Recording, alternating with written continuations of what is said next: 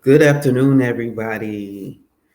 I hope you're all well. Thank you again for tuning in as always. Um, I'm excited. I just got out of a very important meeting, one that has been in the works for a few years now. Not the meeting, but what we were meeting for. So I am really excited about that, and I will share that as the date gets closer. But I had to jump on the call. I had to, well, not the call. I had to jump on live and talk to you all. Just I'm always inspired by real life events. You know, um, but I really was inspired to talk about it. Um, and tonight's topic is when the game ends. And this is not nothing that scripture related or anything. This is just a real talk discussion because it just needs to be had, right? Um, and tonight's discussion is really talking about people who like to live on the edge, so to speak. For the ones who, you know, you haven't quite grown up. You're still living kid dreams. You're still doing kiddish things, and you're an adult. You're out there doing things that your children are doing, or that your nieces and nephews are doing that who are, I would say, young adults, right? You're doing things for the approval of people because you there's something about you that wants, that's still seeking and searching acceptance. Pieces of you that feel unfulfilled. You don't feel whole, right? Why? That is the time that you should go soul searching, because at this point in time, you're creating a caveat, or uh, ironically, caveat, but a cavity for yourself that you're going to sit in. And if you don't feel stuck, you're going to feel stuck in the future, because that's how it is. You are having this game, you're doing running this game, and everything is fine. The glitz, the glam, it's all fine now. But at the end of the day, what is going to happen when it all ends? When the game ends, what are you going to have to show for yourself? What types of things will you be able to say, I actually did that and it lasts? Yes, I'm maybe even talking about a legacy here. What type of legacy are you building in your right now moment? And this is not just for people who are living their best life. Um, but it's for those who work a lot. What is your end goal? What do you want to leave with at the end of the day? What types, where, how do you want your footprint, excuse me, your footprint, your thumbprint, your memory, what do you want that to be? I think that's what a part of intentional living is you're living on intentions to do things, the state that I was here. Don't be an unknown individual. We have a lot of those. We have a lot of people who've died over the years, and nobody knew who they were. Oh, that was just, sad Sam. That was just, I don't really know the man's name. We just called him Jiminy because, he was always happy. He lived on the street, and they said that he passed away. Rest in peace. And then they get on about their lives and they forget about you. Um, I literally just heard, what are the unwritten stories that you want to be told? What are those things that you actually want to be told? What do you want to be known for? And I know some people say, oh, well, I had this dream, but that's no longer my dream. Okay, well, that means you have to create a new list, something new that will help guide you to new passions. Because when you're compassionate about something, you keep your focus on it. You stay focused. People won't deter you. But whenever you are in that, when you're in the zone in the game, right, you're focused on something. Ironically, but when the game ends, whatever that game is for you, what can you show for it? Can you show that you won the championship, or that you was the runner up, or that you sat on the bench the whole entire time while you enjoyed watching the game for other people? Don't be on the sidelines. Be a main player if you're going to play the game, right? But eventually, you have to get out the game. People are messing up relationships, friendships, business partnerships because they want to play a game. And unlike video games and games that we play like Monopoly, um, life is different. Life is real. And while you're out here playing games and playing people, realize that that comes with stipulations. Realize that that comes with broken contracts, broken relationships and friendships. And those people that you relied on during your gaming season, if you burn that bridge, you now have nothing to fall back on. You now have to pick up the pieces that you created, because there will be pieces. It's not going to be anything whole. It's going to be pieces of yesterday. It's going to be pieces of what you failed to see while you were playing the game. Remember, I said when you're in the game, you stay focused. Um, and so positively, that's a good thing, because you reach your end goal. But if you're just playing the game mindlessly with no end goal, then you're just playing a game. And to give you an example of the two different players, I am going to use a basketball reference because I play basketball. Uh, so there's some of us that play on the basketball team, and we just play because we just love to play. But that isn't our end goal. That wasn't our main goal, right? And so after the game, after the years of playing in the game, we go off and do our own things. Um, but even in that section, there's two players. So there's two players that and on that just love to play the game, right? I love to play the game, but I have something other in mind for me. I have other intentions. But while I'm here, I'm going to enjoy this space. But then you have those that play the game and they don't have any outside goals. They just play the game. And at the end of the day, when that season is up, when that time is up, now they're looking to figure out, what are my next steps? When those next steps should have been put into place long ago. Those contingency plans, those backup plans, what have you. If in the case that this does not work out, where will it lead me? Those weren't created, that weren't put into place. And so now this person has to pick up their life and start from scratch without any direction. And that's what gets you when you play the game with no thought. When you play the game for you with no thought, you end up with nothing.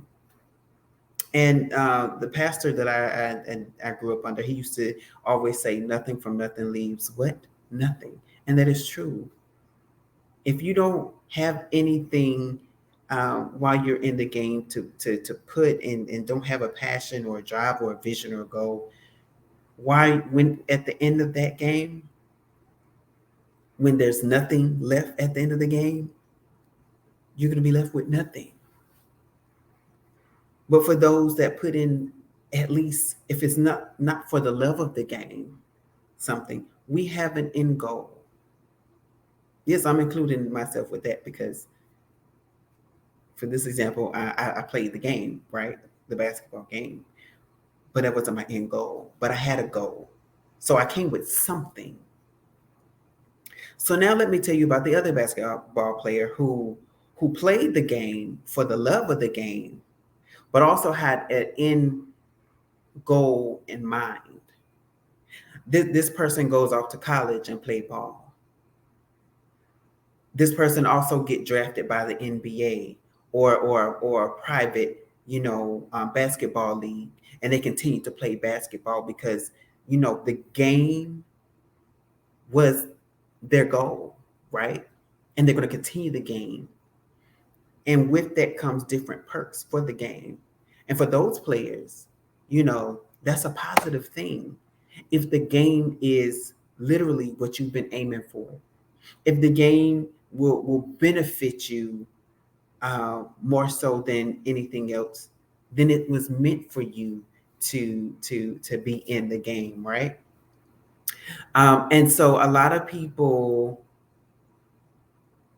don't worry when they have a plan and the game is for them, the game is working for them. And so I guess it's best to not confuse people. I am talking about two games at this point. The first game being the bad game, the game that you do to other people to just have fun for the moment, right? That leads you nowhere. That leaves you with nothing. You're just mindlessly playing the game. But then when you play the game where you have intentions, good intentions towards people, I mean, and really at that point, you can't really call it a game like, oh, you playing a game, you just playing me. No, you're playing the game of life. You're playing the game of strategy.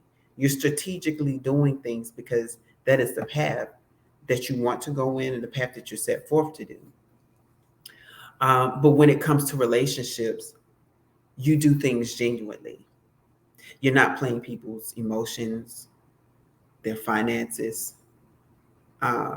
You get true investors because when that person is playing, when the one that played the game but playing in and the game is their life, the game is their future steps. Everybody that comes connected know where they stand with that person. They know that they are investors. They know that this person has an end goal of becoming something great, and so I'm going to stand behind this person. And so what they do is, as they're playing the game, they have people that actually cheerlead them from the stands and to encourage them to do more and more and more. And then when they get out of the game, when they get to the retirement age, they can show that they had a fan base. They can show that their sportsmanship not only led them into a pro contract, but that contract had contracts, right? You get clothing deals, you get sports drink deals, movie cameos. People write songs about you, right? You get the whole camaraderie of playing the game the right way. And as I'm talking, as you can see, there are two right ways to play the game and one wrong way. And although the second way is not as glamorous as the other, when you have good intentions toward people, good things happen to you. And I think a lot of people, I'm not going to say fail to think about that, but they don't do it, right? It goes along with the saying, Forgive me, but I'm cooking, so you're gonna have to walk with me, right? But it goes with the saying, when you know better, you do better. And there's some people who know better, but don't do better. And because they don't do better, they constantly find themselves in predicaments that they have to crawl out of continuously. That is what I like to call people who like to live by surviving. Survivalship is not good, because that means at any moment, at any given time, you don't know when the rug is going to be snatched out from under you. You don't know when there's going to be a mishap that you're going to have to correct. You don't know if you're always going to be in a stable environment. Stability creates peace, it equates peace. And you can't have a peace of mind not knowing at any given time the rug can be snatched out from under you. But that goes along with the game. When you play the game with bad intentions, that's what happens. Because, like I said earlier, you burn your bridges. The people that would root for you, the people that would help you, you have burned your bridge with them. So now you don't have resources.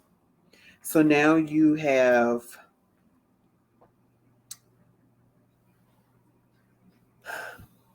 no plan, no plans of action. Um, Meaning, even without a plan, you don't know what steps you want to take. You don't know who to call. You don't know who to talk to because you don't have those things in place. Um, you have no vision. You have no joy. You have no peace. You just have yourself and your situation. And with that comes a troubled mind. And when you have a troubled mind, you're not thinking clearly, which means you're in a constant stage of rage or anger, constant stage of depression. Oh, the whole world is out to get me. This person was cool until that person was cool until, you know, and then somebody asks you about, well, what happened to this person? I thought y'all was, y'all were two peas in the pod, and what happened? Oh, well, that person left me, and they just put me in a bad situation, and I had to pick up the pieces and live for my life. And no, no, no, no, no, no, no, no. You were playing a game. When the game ended, you didn't have a plan of action. And that's the beginning stages of what a pity party looks like. And then people, you play on the heartstrings of people because you realize, oh, well, if I play this card, they'll help me. They'll give me the resources that I need. But however, again, that's another game. You just jumped out of one game and into another game. That means you didn't learn your lesson. Because the minute you have to play the heartstrings of people to get what you want, that is what we call manipulation, people. No, no, no. I was truly in need. Right. And because you didn't ask them to teach you how to get these resources, you're now going to always want to ask people to help you. You're now going to always want people to give to you when they don't have to. There's like this lady where I used to live. She was begging me for money, and I didn't carry cash, so no, like I don't have anything. And she saw me again, and she was like, "Oh, didn't I see you before? You gave me some money last time." No, ma'am, I did not. And she asked again, and I said no, and she got angry with me. Why are you angry with me for asking me for my money to help you because you didn't plan your life properly? So now nobody want to hang out with me. No, nobody wants to help me. Now nobody wants to pour their resources into me. Make it make sense, Jeeves. You have to get your life together, but you have to stop playing a game. You have to stop playing a game with yourself first because you're foolish to think that people are not going to catch on to the game soon enough. And even if they don't, when they do, that rug that gets snatched out from you is because you thought you was Aladdin trying to fly on a magic carpet ride, and somebody said, "No, baby, this is not Aladdin's magic carpet. This is a rug that I got from the dollar store, and I'm gonna let you know how far it goes." Bloop.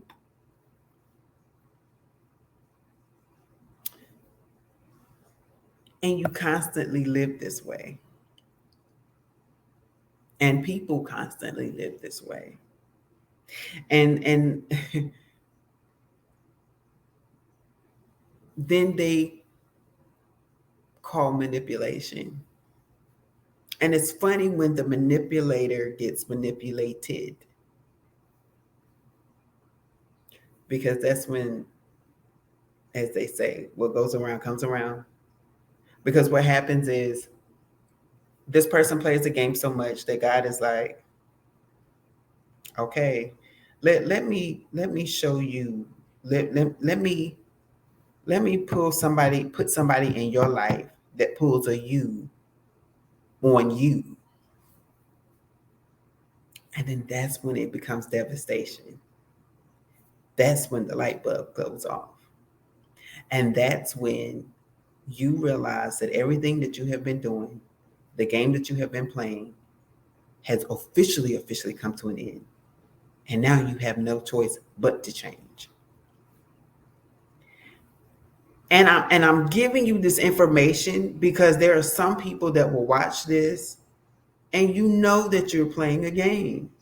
Stop playing the game before you get to that point. Because when you get to that point, if you already do not have anything, by the time that you reach that point, you're really not going to have anything. And you may be in an even worse position than you are in right now.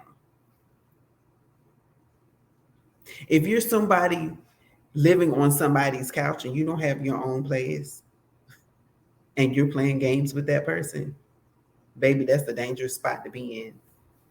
Because when they close their door, where you going to go? When you're somebody that constantly relies on somebody else's finances to pay your bills, and you either don't have a job, just lost your job, or don't make enough money, or you make enough money, but you want to appear to live the lavish lifestyle, and that person finally catches on to what you're doing, and they, oh no, my money's my money. I'm keeping my money. I'm not giving or donating to anybody. When they do that,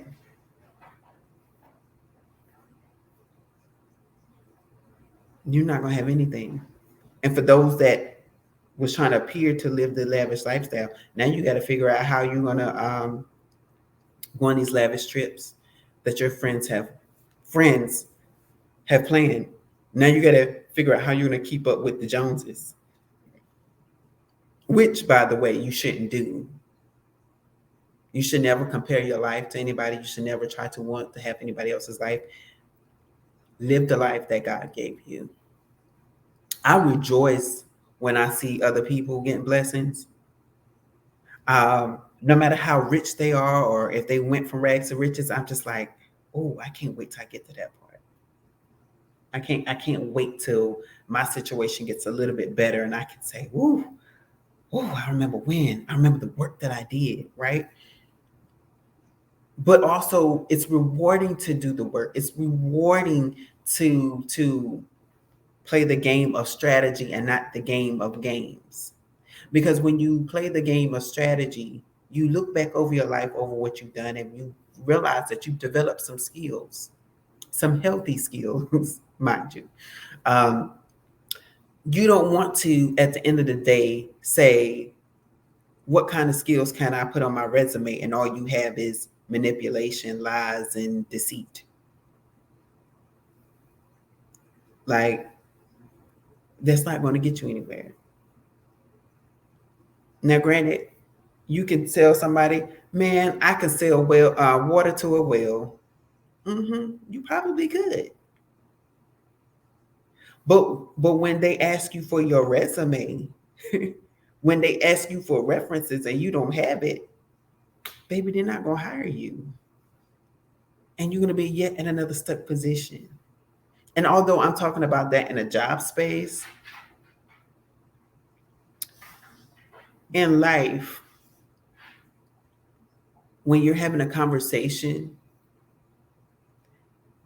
and you're trying to paint a picture that is not true, and the person you're talking to begin to ask you questions, and they realize that, this is not an oil painting that I'm getting.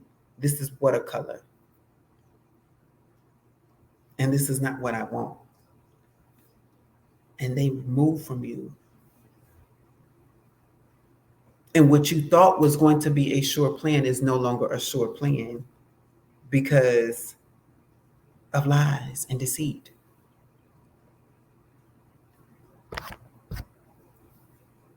So you have to stop playing the game when it's not one of strategy, positive strategy. Because the end game for you, my friend, is loneliness, I'm literally hearing disruption of spirit, because you're not going to be able to find peace. Mental health. Your mind will be blown. Your mind will be shot. Probably not even going to be very well rested. And we need rest. Everybody needs rest. If you're a hard worker and you haven't been resting lately, get you some rest. Take it from me. I'm telling you, get you some rest. But another consequence is that without your stability, other things can happen. Depending on how you will plan the game, you might have a health condition at the end of the day that you now need to take care of, but now you don't have the resources, you don't have the money, you don't have the connections, you don't know who to talk to get that under control. And so now you're living your life based off of a health condition that you created for yourself, that you initially developed for yourself. And how are you going to reverse it if you don't have the information to teach you how to reverse it?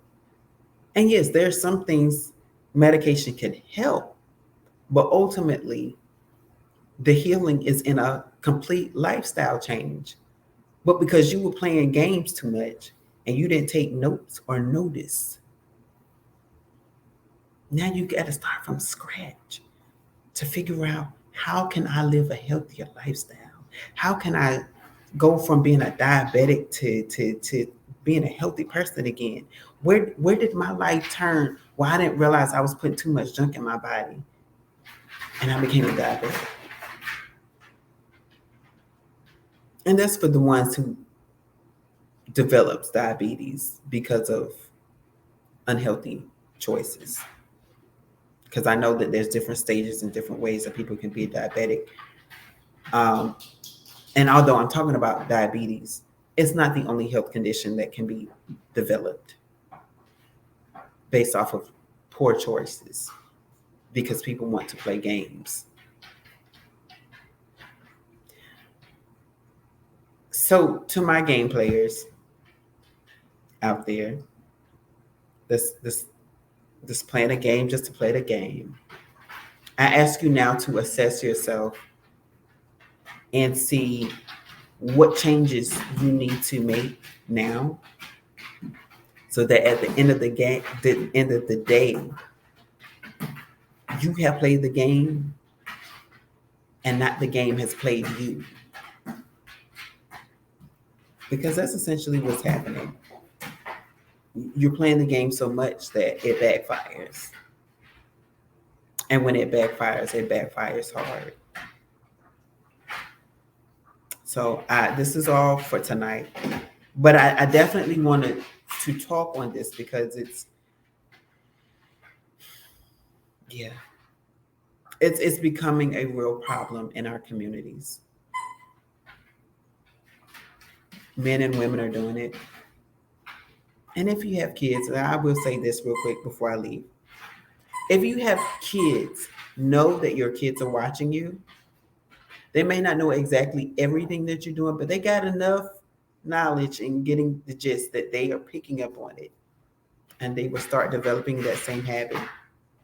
And now, if they don't break that cycle, now they're going to carry that cycle on to their kids. And their kids is going to bring that cycle to their kids until somebody breaks that cycle.